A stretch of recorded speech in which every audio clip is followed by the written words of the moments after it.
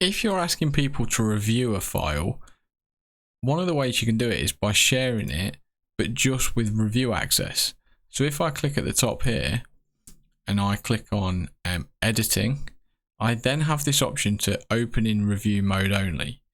And as you can see from hovering over here, it means that people will be able to suggest changes and leave comments all over the document, but they can't actually edit it in the more traditional normal way. So they can't overwrite the stuff you've already done.